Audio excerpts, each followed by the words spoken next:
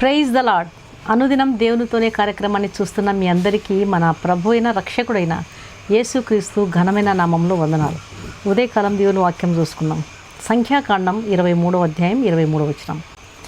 నిజముగా యాకోబులో మంత్రం లేదు, ఇశ్రాయేలులో శకునం లేదు. మంత్రము అంటే దేవుని శక్తి కానిది, కీడు చేసేది. ఇశ్రాయేలును, దేవుని బిడ్డలను మాంత్రిక విద్యలతో, శాపాలతో, మంత్రాలతో ఓడించలేరు.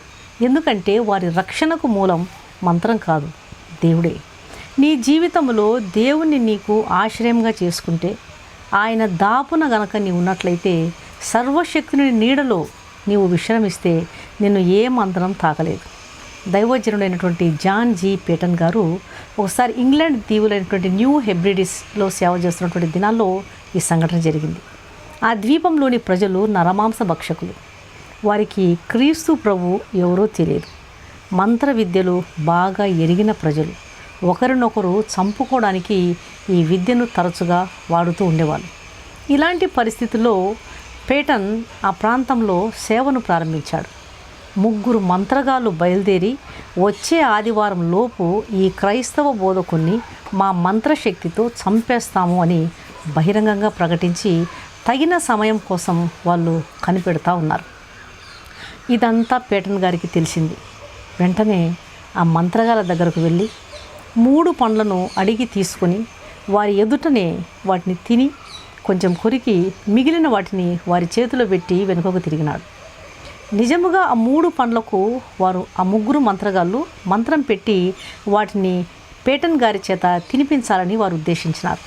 అయితే అవి తిన్న పేటన్కు ఏమీ కాలేదు. మామూలుగానే ఆ ఉదయం వారి గ్రామంలోకి నవ్వుకుంటూ ప్రవేశించినాడు. పేటన్కు ఏ హాని జరగకపోవడం చూసినటువంటి ఆ గ్రామ ప్రజలు, ఆ మంత్రగాళ్ళు ఆశ్చర్యపోయారు. మంత్రశక్తులు జాన్ పేటన్ గారిపై ఎలాంటి ప్రభావం చూపలేనందువల్ల ఆ మంత్రజ్ఞులు మా మంత్రాల కంటే ఆ బోధకులోని దేవుని శక్తి గొప్పది అని వారు ఒప్పుకున్నారు. దేవుని బిడ్డలారా, ఎవరో నీ కుటుంబం మీదికి ఏదో మంత్రప్రయోగం చేశారని, అందుకొరకే నీవు తలపెట్టినటువంటి పనులు, ఏ పనులు తలపెట్టినా మేలు జరగడం లేదని ఎన్నెన్నో అనుమానాలతో దిగులు పడుతున్నావా?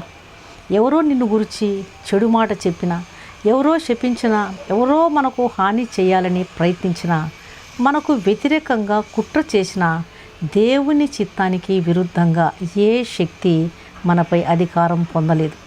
ఇశ్రాయేలులో శకునం లేదు.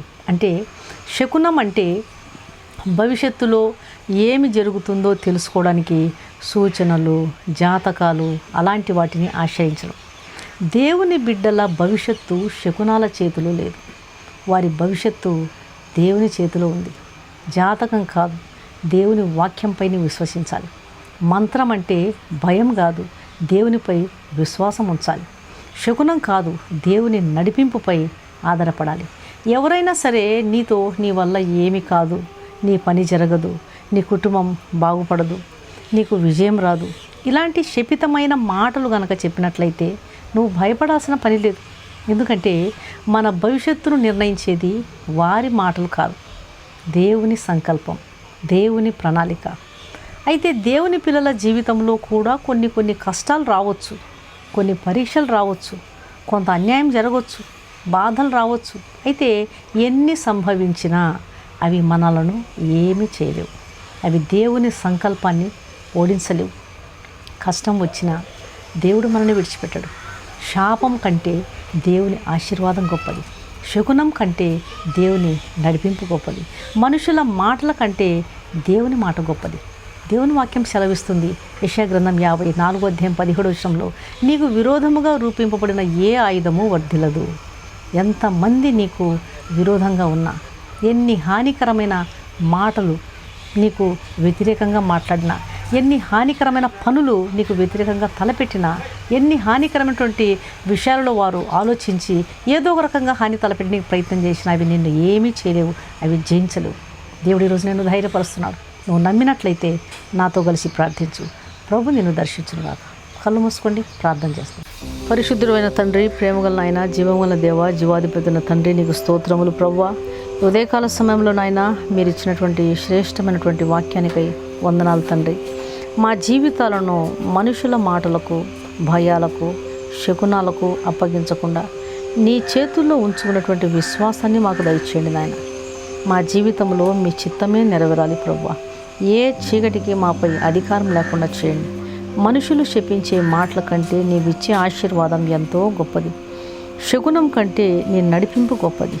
మనుషుల మాట కంటే నీ వాక్యం గొప్పది అని గ్రహించే కృప ఈ వాక్యం వింటున్న ప్రతి బిడ్డకు దయచేయనాయన. అన్ని భయాల నుంచి విడిపించండి. ఎవరో ఒకరు ఒక చెట్టును చూసి ఈ చెట్టు ఇక పెరగదు అనొచ్చు, కానీ ఆ చెట్టు వేళ్ళు బలంగా ఉంటే ఆ మాట వల్ల చెట్టు పెరగడం ఆగిపోదు. అట్లనే మాలో విశ్వాసం అనేటువంటి వేరుంటే ఇతరుల మాటలు మా జీవితాన్ని నిర్ణయించలేవు. కాబట్టి స్థిరమైన విశ్వాసం ప్రతి బిడ్డకు దయచేయండి.